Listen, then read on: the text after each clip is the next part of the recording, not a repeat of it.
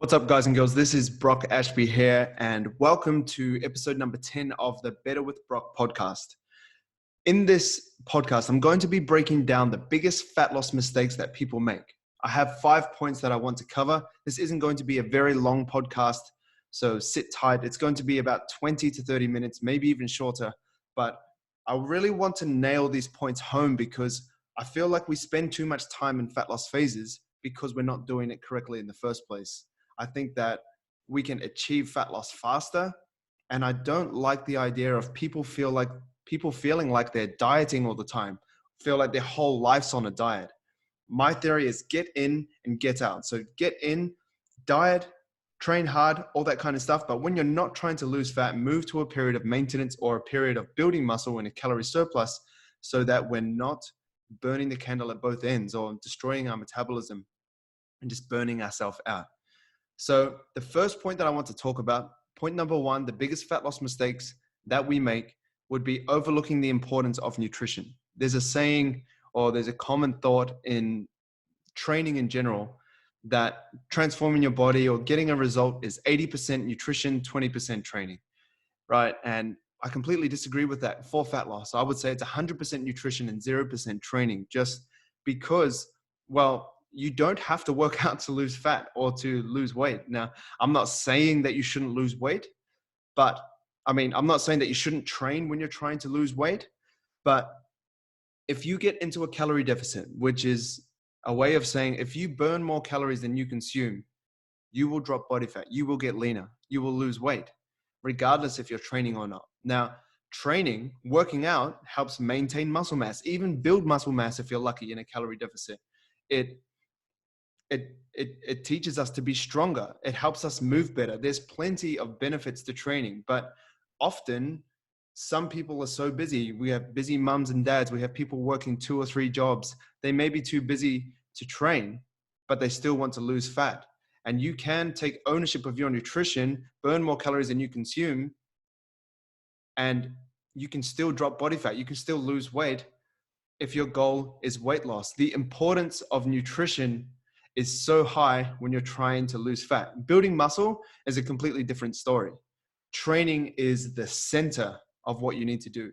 With your nutrition, you need to create an optimal environment when you're trying to build, but training is like the center. Like you have to build muscle mass. How do you build muscle mass? You give it a stimulus through training that it hasn't seen before, by applying progressive overload, by getting stronger, by lifting heavier weights.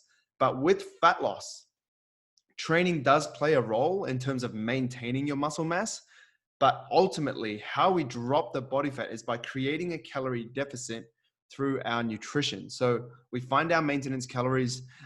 If you don't have a calorie calculator, there's a ton online, or you can use mine at calc.teambrockashby.com or calc.teambrockashby.com. If you want to use mine, it's free. Once you find your maintenance calories, anything under that is going to be a calorie deficit. And if you eat under those calories to your calorie deficit, you will drop body fat, whether you're training or not.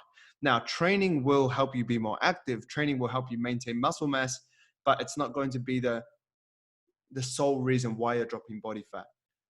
We can't overlook the importance of nutrition. And while we're here, the first priority is creating a calorie deficit, because without that, you will not drop body fat. But the second priority nutritionally is protein. We want to have a high protein diet. What's a high protein diet? A high protein diet is anywhere between 1.5 grams to 2.5 grams per kg of your body weight. So for easy maths, let's say you weigh 100 kg, that would be anywhere from 150 kg to 250 kg. And that's a very vast range. So what I like to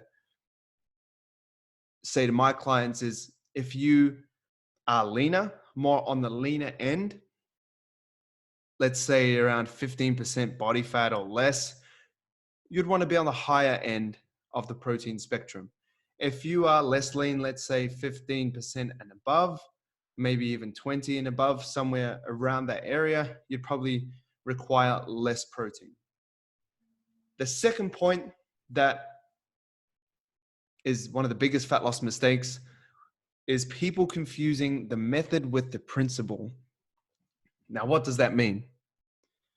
a method of creating a calorie deficit is intermittent fasting or skipping breakfast, whatever you want to call it, is keto, is low carbohydrate, is low fat, is vegan, is vegetarian. These are methods. These are methods to creating a calorie deficit. If people use these methods and it helps them burn more calories than they consume, that's the method they've used to create a calorie deficit. But the principle is the calorie deficit. And that's why I never preach, do keto, do carnivore, do a vegan diet, be vegetarian, do low carb, do no sugar, because these are not the principles. These are methods. And so often personal trainers are just pushing methods on people, saying you have to do fasting. The only way to lose body fat is fasting. That's not true. I can tell you that 1,000%. You can lose body fat by eating 8 meals a day as long as you create a calorie deficit. And the reason I preach about the principle is because it actually empowers the person. It doesn't restrict them to one method. If you believe that fasting is the only way for you to drop body fat, then you'll think if you don't fast, then you won't drop body fat, and you will act like that as well. But if you know that the principle of the calorie deficit is where the fat loss actually happens, then you can choose whatever method works for you. Maybe you don't want to fast. Maybe you get hungry every 3 hours and you want to eat regularly.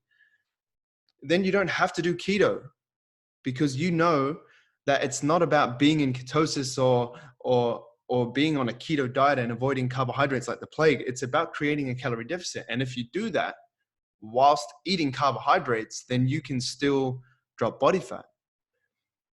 And this is so important because there's so many people online and people get confused. Trust me, I have a lot of clients that are like, well, I've read this, I've heard this. So why are you telling me to do this? Why are you saying it's okay to eat bread when I'm trying to lose weight? When this guy online said that if you eat bread, it's going to make you fat because your insulin's going to spike, blah, blah, blah, blah, blah, blah, blah, blah, blah. There's so much crap out there.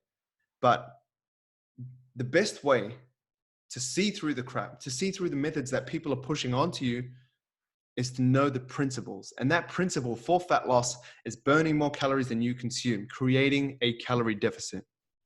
Number 3, the biggest fat loss mistake is eating too little too fast.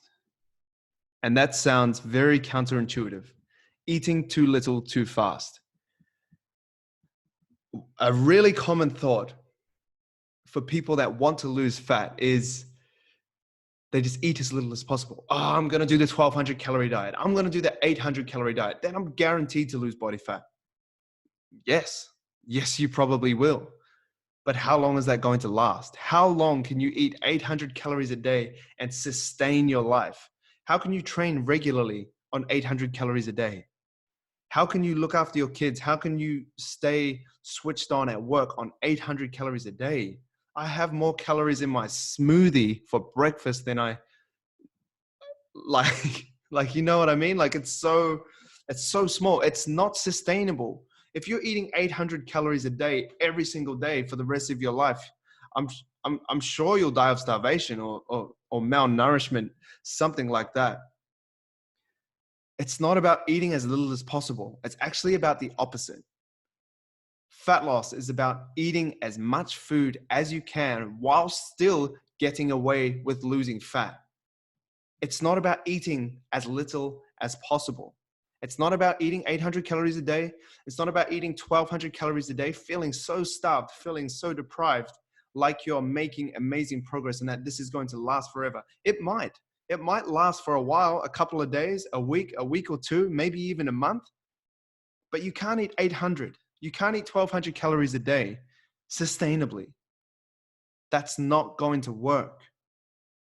Because then what happens after that? What happens when your metabolism adjusts to the 1,200 calories that you eat every day? You have to eat less. So you have to go to 1,000 calories to lose weight now. Then what happens to your body when you get used to 1,000 calories? You got to go down to 800 to lose calories. So you go down to 800 and you just keep going down and down and down and down, decreasing your intake and long-term slowing your metabolism.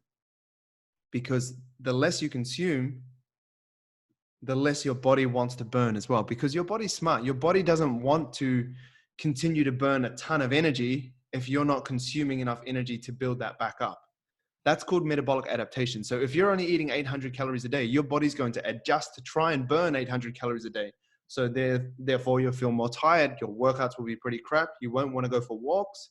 Some people even blink slower, especially when they're going for like competitions on bodybuilding, when they're on really low calories, maybe like 1200 to 800 calories, they even blink slower. That's how tired they are. That is not a sustainable way to diet. I like to give my clients as much food as possible whilst they're losing fat. So then they train hard. So then they feel better. And then ultimately we have calories up our sleeve so that when we reach that point in fat loss where our fat loss starts to slow, maybe after 3 weeks, 4 weeks, 5 weeks, 6 weeks, we can drop our calories again. But we haven't dropped to 1200 initially. Let's say we've dropped down to 2000 or even 1800. If we're at 1800 calories and then we stop losing fat, we can go down to 1700 or we can go down to 1600, but we still have a larger amount of calories to pull from. So yes, if you want to be more aggressive with your calorie deficit, you can take more calories away for a faster result. However, you have to be cautious that it's going to be a lot harder. Your hunger signals will be harder. Your training may not be as strong. Your focus may not be as good at work. You may be a bit more foggy. And also there's the danger of getting such strong hunger pangs or hunger signals that you just kind of cave and give into your diet. I did that a ton when I was growing up, getting into fitness and trying to figure things out on my own. I would do a whole day of fasting, or I would eat one meal a day and think that it'd be all good. And then I'd find myself diving into the cupboard at about 11 p.m. at night just because I was so starving. And man, 3,000, 4,000, 5,000 calories later, there's me in the cupboard. Like, what is sustainable for you? That's what you have to ask yourself. Is it 800 calories a day? Probably not. The starting place that I like to start with my clients is a 20% calorie deficit. So as opposed to thinking, I need to take 1,000 calories away, I need to take 500 calories away, look at your calories and take 20% off and start there. There, you're eating 80% of your maintenance calories. You're creating a 20% deficit, and that's a great place to get fat loss started. The fourth point,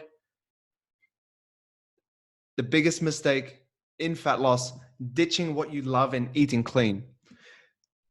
This was a huge mistake I made when I was younger. I ditched everything that I loved. I didn't eat ice cream. I didn't eat bread. I didn't eat fruit even. I was scared of fruit. I've talked about that before. I ditched all this stuff that I liked, and I decided to eat clean.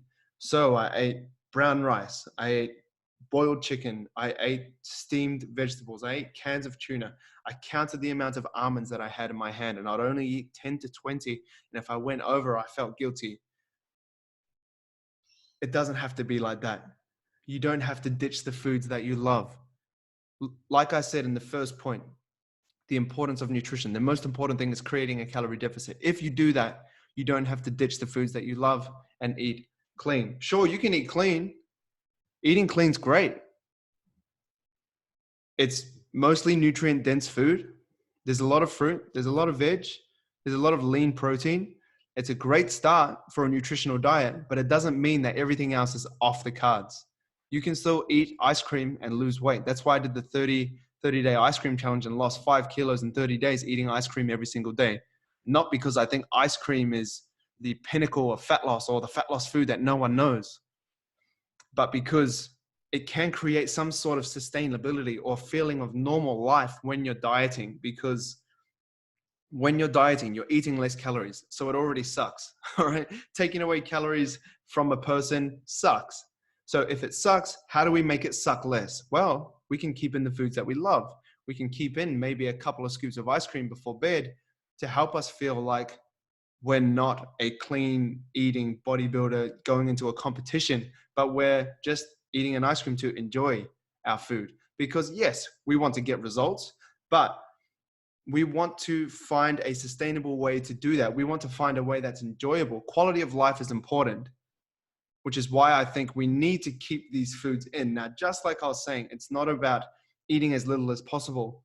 It's about eating as many calories as you can whilst losing fat. It's not about eating as little takeaway foods as possible. It's not about eating as much clean foods as possible.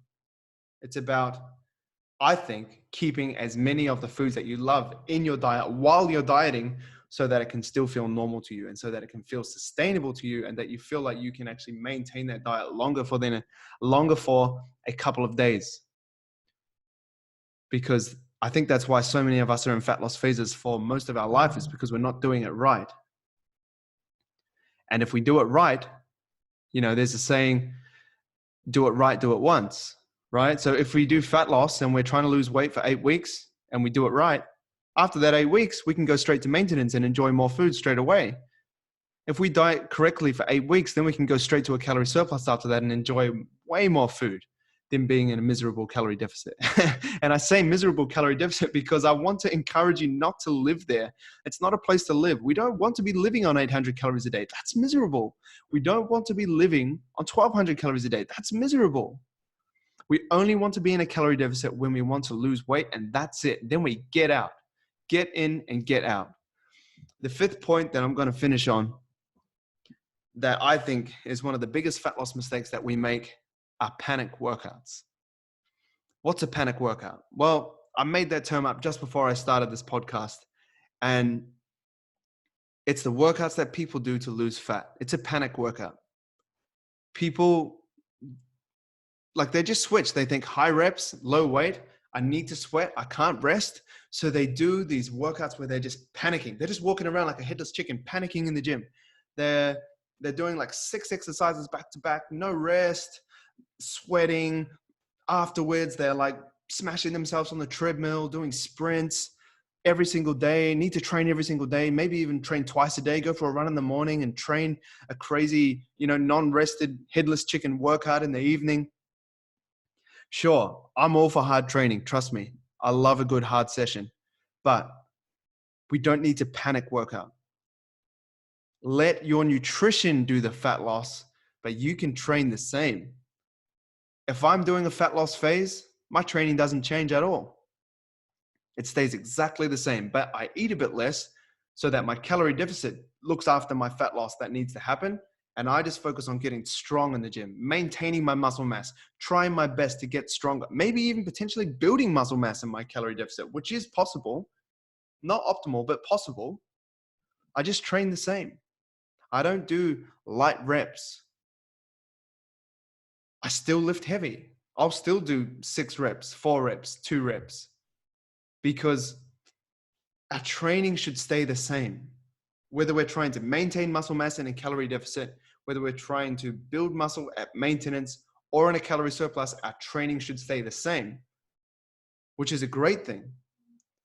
And our nutrition can look after our fat loss. So get into a calorie deficit, drop body fat, but still train the same. Don't do panic workouts. You don't need to wake up at 4 a.m. and go for a 10K run every morning just because you're trying to lose fat. You can if you want, but you don't have to. You don't have to panic workout. You can still rest 2 to 3 minutes in your rest period. You don't have to cut your rest period to 10 seconds and just go straight to the next exercise, straight to the next exercise, straight to the next exercise. If you want to do a circuit, that's cool. Look, that's kind of 6 exercises back to back, but there's a bigger rest at the end.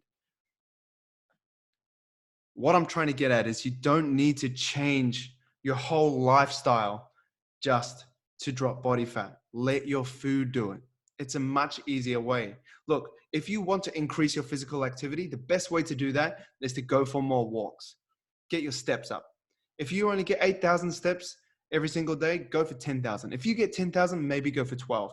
That's going to give you more physical activity. That's going to get you outside more. That's going to get you walking with your friends or your partner more. There's a lot of benefits to it. But I think keep your workouts the same. Lift weights. Take your rest period. Don't do anything stupid. Don't think short term. But if you want to increase your physical activity, I think walking more is a great place to start. It's no impact. It doesn't really cost that much energy, and it's really easy to do. So those are my 5 fat loss mistakes. Just to wrap it up and give you a summary. Number 1 was overlooking the importance of your nutrition. Number 2 was confusing the method of diets with the principle of calorie deficit. The third point is trying to eat too little too fast. I want you to eat as much as you can while still losing weight. Number 4, ditching what you love and purely just eating clean. It doesn't have to be the way. We can still eat ice cream if we want when we're dieting. And number 5 is panic workouts. We don't need to panic. We can just let our nutrition do its thing and train just as hard. Guys, if you want to work with me as your personal trainer, you can join Built by Brock. You can get the 16-week mail guide. You can work with me with one-on-one personalized coaching. Just jump on the Team Brock Ashby website and have a look around and see what plan suits you best. That is teambrockashby.com. That's where you'll find everything. My name is Brock Ashby. This is episode number 10 of the Better with Brock podcast. It's been an honor. I'm looking forward to having more guests on in the future. I've stepped away from the podcast for a bit because, well, I got married. I went on a honeymoon. I went to my cousin's wedding, and I kind of just stepped away from the podcast for a bit. But we're back. I have some guests in the pipeline. I also have some clients jumping on board because I think it'll be really cool to get their stories and go under the hood of how they achieve success, with my coaching, guiding them, but ultimately them navigating through their own obstacles, through their things that they had to face. So really looking forward to getting these stories out there into your ears. So enjoy yourself, and I'll see you soon. Cheers.